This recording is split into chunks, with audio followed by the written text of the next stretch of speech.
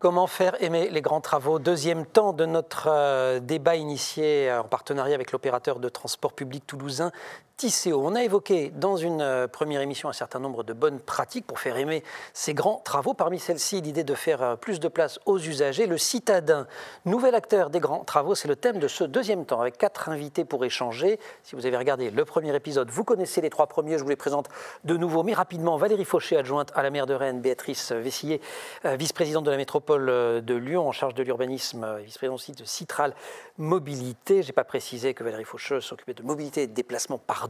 Et enfin, Philippe Gagnebet, correspondant du Monde à Toulouse. Ils ont été rejoints par Marion Ayou, responsable espace public et voirie urbaine au CEREMA, coordinatrice d'un guide que je vous montre, qui est le guide Piétons et chantiers urbains, qui date d'il y a quelques années, mais qui est toujours très très utile, qui donne un tas d'outils quand on est un élu, un acteur et qu'on veut faire des travaux. Alors justement, Marion, puisque vous n'étiez pas dans cette première émission, d'après vos observations, est-ce que la population, est-ce que les gens, nous, on supporte plutôt mieux les grands travaux qu'avant, parce qu'on est conscient des enjeux de mobilité, de l'impact des transports sur le réchauffement climatique, ou est-ce qu'au contraire, dans une vie où tout va toujours plus vite, où les possibilités de réagir sont toujours plus accessibles, notamment avec les téléphones, c'est plus compliqué qu'avant? Oui, alors peut-être pour répondre à cette question, déjà rappeler quand même que les travaux, leur particularité, c'est qu'ils vont quand même toucher les personnes dans leur quotidien. Et donc leur quotidien, c'est vraiment leurs conditions de déplacement, donc de circulation, de stationnement, d'accès aux transports en commun, leur logement, leur fréquentation des commerces, des services, la manière dont, s'ils sont commerçants, ils vont gérer ces établissements. Et donc c'est vraiment les activités du quotidien qui sont concernées. Et donc forcément, la gêne, elle est présente.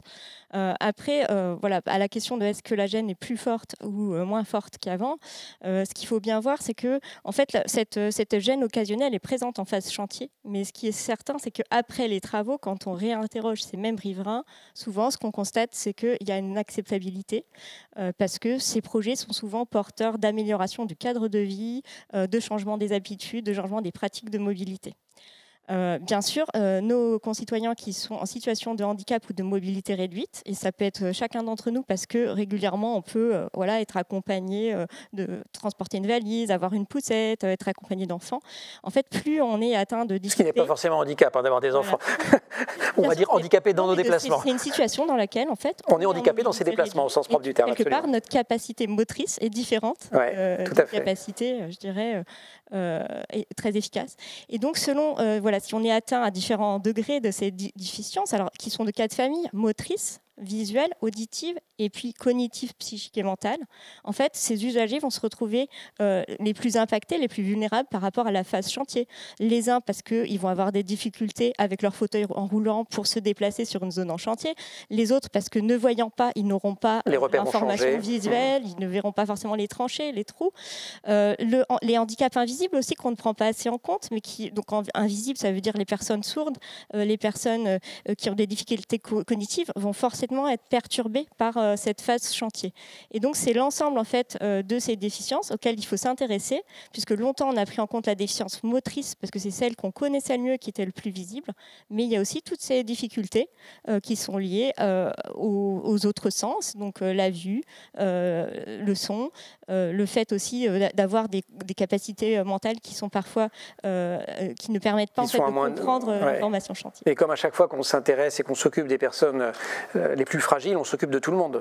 Ce faisant, y compris des personnes âgées, des enfants, on fait la ville des enfants, les villes des seniors, enfin tous ces labels qui existent aujourd'hui, ces villes 2, finalement on réussit à les faire en procédant de la sorte. Jean-François Montaille, dans la première partie de l'émission, de la Société des grands projets, disait, bon ben voilà, il faut pas forcément, il y a des normes, il y a des façons de faire des travaux, notamment on est obligé de faire des enquêtes, d'écouter les gens en amont, il ne faut pas s'en tenir là, ça ne suffit pas forcément. Est-ce que les conseils de riverains, les ateliers participatifs, est-ce qu'il y a des outils complémentaires qui permettent justement de faire rentrer les citadines et les citadins dans le jeu et accroître l'acceptabilité de ces grands travaux?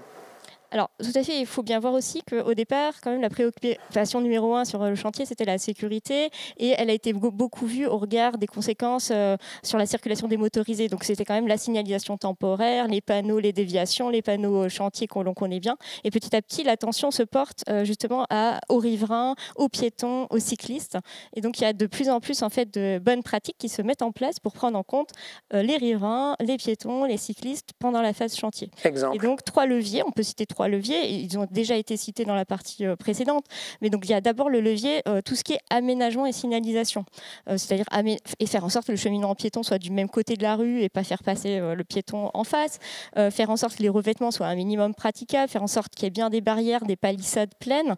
Donc ça, c'est tous les leviers aménagement, signalisation. Ensuite, l'information. Donc l'information, elle doit être sur place avec des panneaux clairs, mais elle doit être aussi, et on a cité plusieurs leviers d'information sur les réseaux, donc WhatsApp, sur des boucles de newsletters sur lesquelles les riverains peuvent... La météo des chantiers, on nous parlait également, Jean-François Monteil. Et dans les gazettes aussi des communes. Et puis, troisième levier, c'est l'organisationnel. Donc là, l'organisationnel, ça va être vraiment... certaines collectivités ont des chartes de gestion qu'elles appliquent à leur marché public de chantier. Certaines collectivités mettent en place un suivi de chantier avec des usagers experts qui donnent leur avis en phase travaux pour que justement il y ait des adaptations. Et puis ce qu'on essaie aussi d'organiser nous au CEREMA, c'est la capitalisation des bonnes pratiques et leur diffusion, c'est-à-dire faire en sorte que les collectivités, voilà, elles testent des choses et quand il y a des bonnes pratiques, en plus ça puisse être diffusé pour que d'autres s'en inspirent. Je le disais en introduction, cette émission et les débats qui s'en suivront, parce qu'il va y en avoir tous les ans, sont nés de Toulouse et une préoccupation de Tisséo qui fait des grands chantiers à Toulouse. Alors justement, comment la Ville Rose procède? On retourne à l'hôtel de ville de Toulouse pour écouter Jean-Luc Moudin, le maire, sur cette question des mesures prises face aux critiques. Il est normal, naturel, qu'avec un chantier d'une telle ampleur, qui dure longtemps en plus, il y ait des râleurs et des insatisfaits. On est à leur écoute. Il y a eu des phases de chantier qui ont été bruyantes. Elles sont pour l'essentiel terminées. C'est le dispositif de dialogue et d'information qui permet de traiter ces remontées.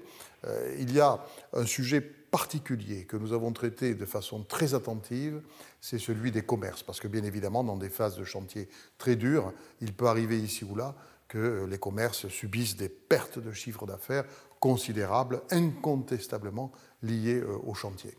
On a mis en place, mais on avait fait ça lors de la construction de la ligne A et de la ligne B du métro, donc on a une expérience là-dessus qui est très avérée. On a mis en place une commission d'indemnisation qui est composée de personnes indépendantes désignées par le tribunal administratif et qui permet d'évaluer, en lien avec les commerçants, les pertes de chiffre d'affaires et de prévoir un niveau d'indemnisation correspondant. C'est quelque chose qui est rare, qui est dérogatoire par rapport à tout ce que l'on fait sur les autres chantiers et qui est donc important et apprécié. Les râleurs et les insatisfaits, Béatrice Vessier, Valérie Faucheux, c'est pas tout à fait de cette façon que vous voyez les choses, mais au fond c'est de cette façon-là qu'on les vit un petit peu quand même. Vous disiez, suivant d'ailleurs Jean-François Monteil au début, qu'il ne faut jamais s'imaginer que les gens ne vont pas comprendre, il faut vraiment être dans cette pédagogie permanente.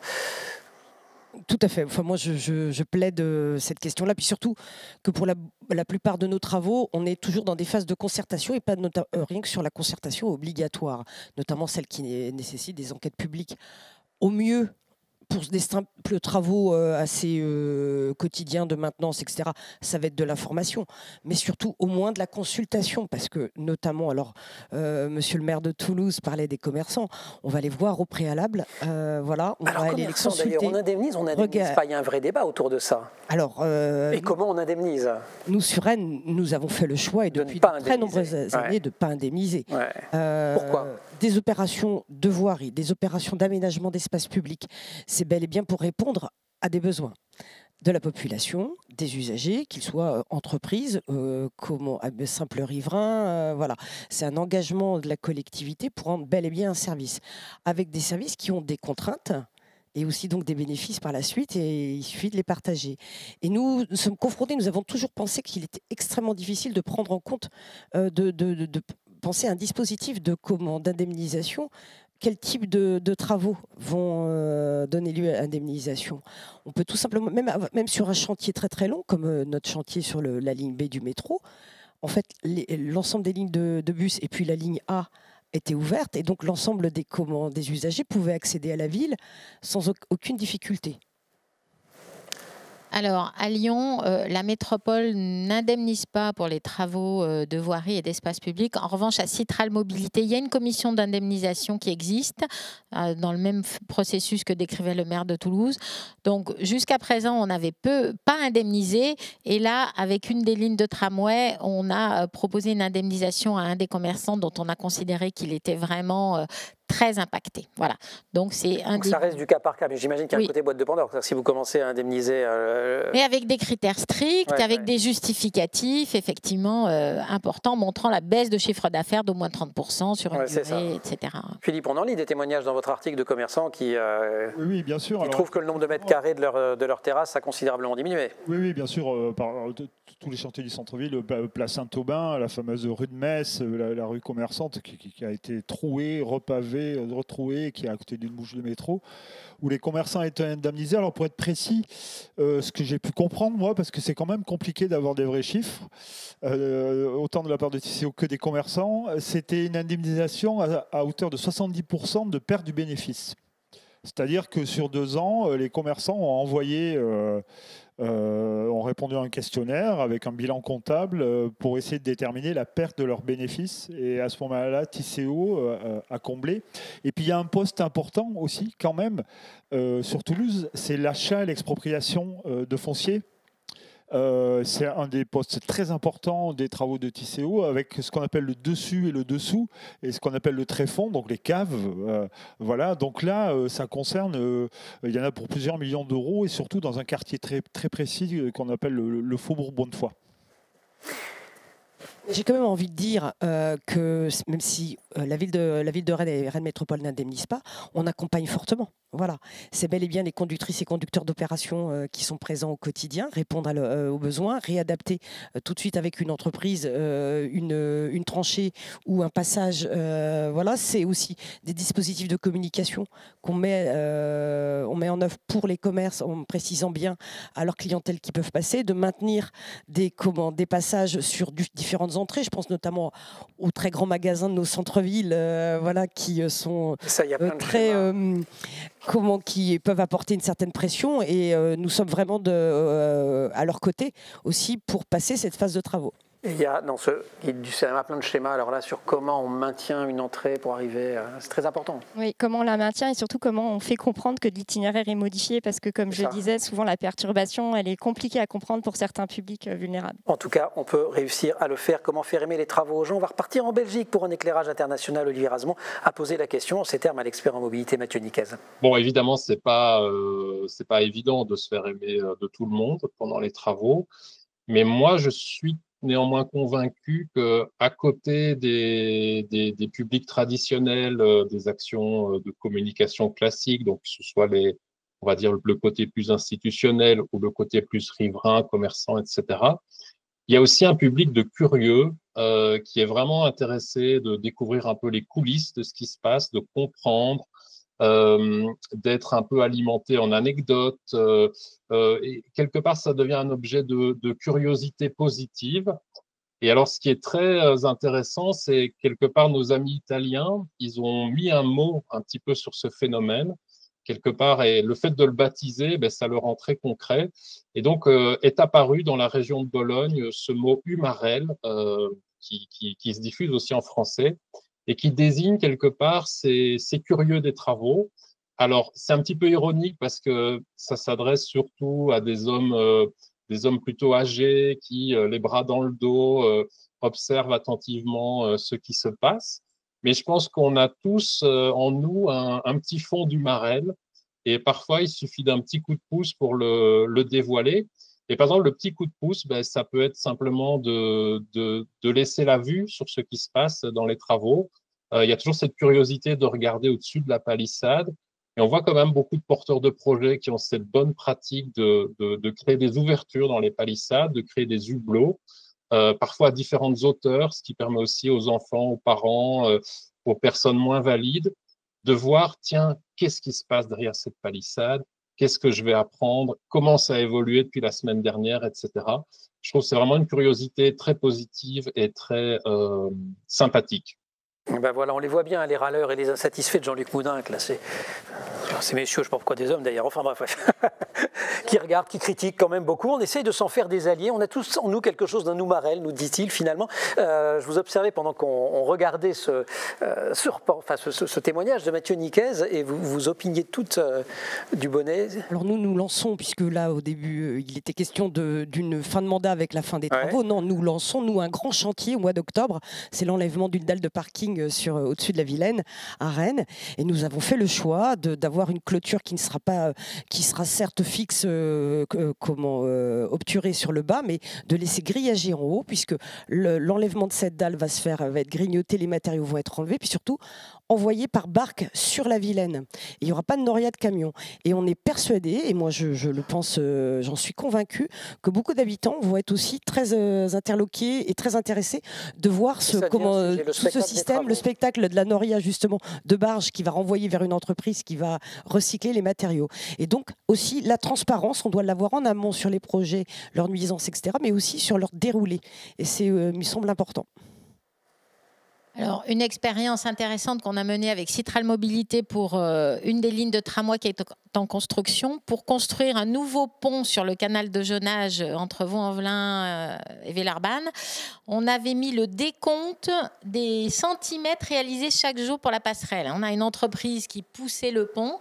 Du coup, on a démarré en novembre, on a fini en juin, et on avait un grand compteur visible depuis le périphérique de part et d'autre du pont pour montrer l'avancement des 135 mètres à réaliser. Et ça fait des conversations. Et bah, du coup, ça donne à parler aux Oumarels. Effectivement, les habitants à l'avancée du chantier. Et c'est quand même un ouvrage, un bel ouvrage, qui est actuellement maintenant terminé. Et du coup, on voit que le chantier a bien avancé. On continue notre presque tour de France du côté de Toulouse. C'est vrai que la façon le rôle des médiateurs, le rôle de l'explication, et puis le rôle des gens, tout simplement, qui aiment bien parler. Oui, alors il y a encore mieux dans la performance. Et à Toulouse, on a quand même déplacé, pas mieux qu'à Lyon.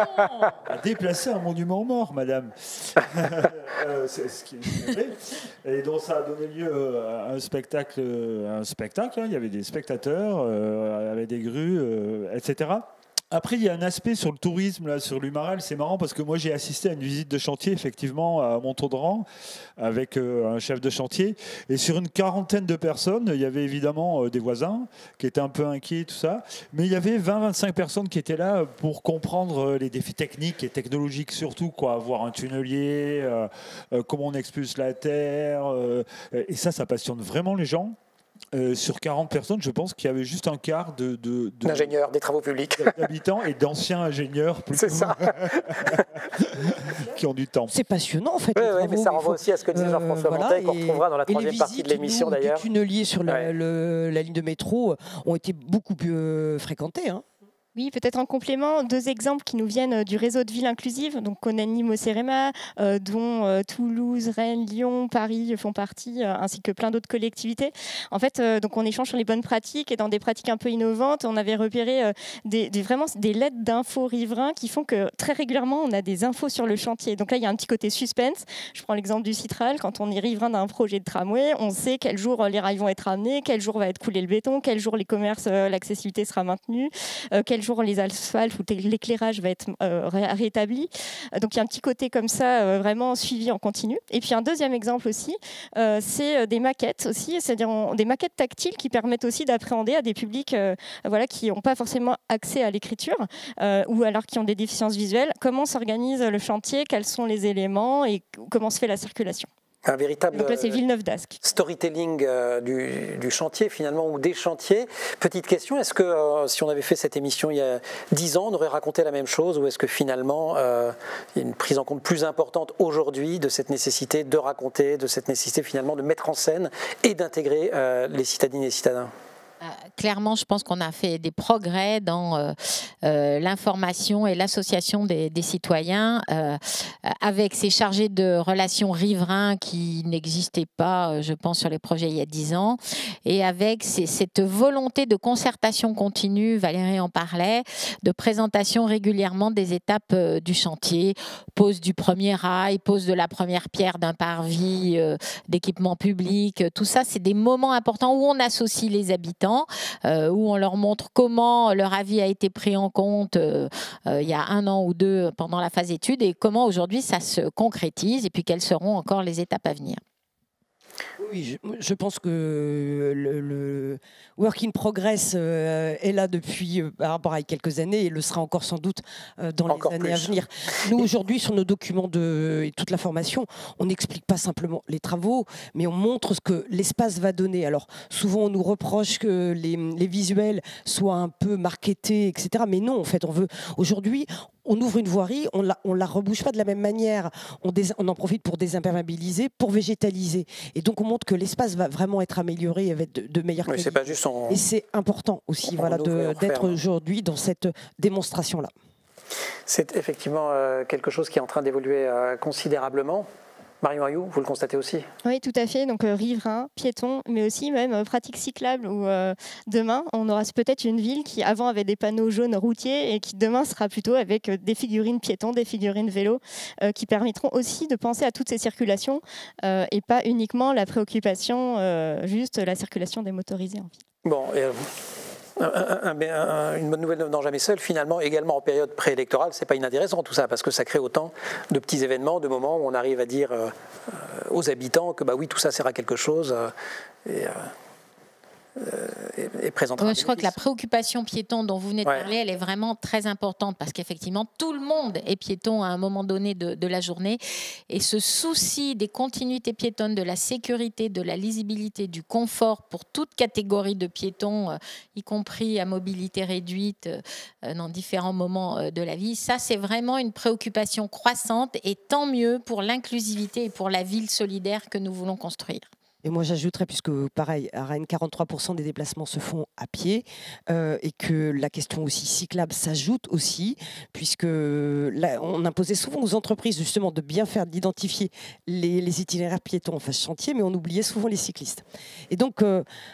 Bon, c'est une demande que l'on a régulièrement. On est aussi, c'est pas totalement finalisé avec les entreprises. C'est vraiment, on n'est qu'au début du commencement de cette question, mais ça commence. Voilà, je commence à voir des pictos arriver sur le panneau de chantier de l'entreprise avec un picto vélo où ils ont pensé en fait à bien expliquer aux cyclistes qu'il doit sortir peut-être du trottoir ou se remettre sur un trottoir en attendant. Voilà, donc c'est aussi des choses qui vont largement évaluer dans le cadre de notre charte de déplacement en phase travaux. Eh bien, merci beaucoup à toutes et à tous. Je remontre, si vous avez envie de faire des travaux dans votre ville, par exemple, voilà, un truc au hasard qui peut arriver, vous vous procurez, si ce n'est déjà fait, Piétons et chantiers urbains, c'est le CEREMA qui l'a publié, ouvrage coordonné par Marion Ayou, qu'on va retrouver, ainsi que nos invités, et Jean-François Montet qui reviendra également, puisque nous aurons une troisième partie d'émission. Merci à l'équipe qui a préparé cette émission, Olivier Razement, Philippe Gagnebé, Josépha Lopez, Cécile Jurissic, Esther Descamps au Monde. Les photos que vous avez pu voir sont d'Ulrich Leboeuf de l'agence Myop. Vous les retrouvez aussi sur le site internet du journal. Au son, Noémie Jacques, à la réalisation, François Zaïdier. Donc après avoir évoqué la manière de s'adresser